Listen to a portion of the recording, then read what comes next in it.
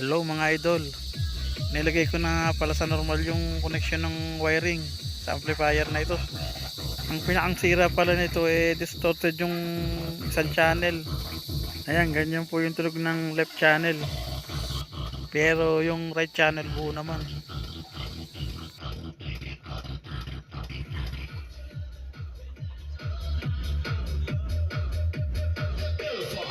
Yan palang pinakang sira niyan, yung isang channel lang gumagana, kaya siguro ginawang one channel yung left and right.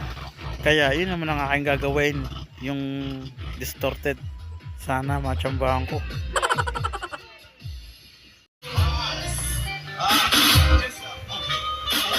Ayan, okay na po yung ampli. Okay na po yung ampli. Ito lang pala po ang sira, isang transistor lang na maliit, 2N5551. Isa lang po ang sira, ito lang. Kung bakit ang daming ginawa.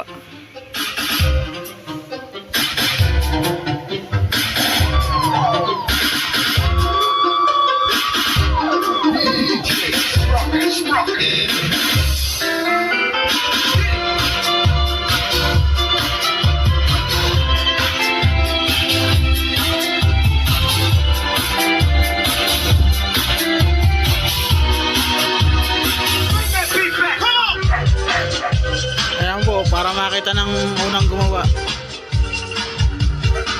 ito lang po ang sira, ito lang, itong maliit na ito. Itong isa pinalatan ko na rin kasi makalawang na. Ito po, dito yung galing, para alam na.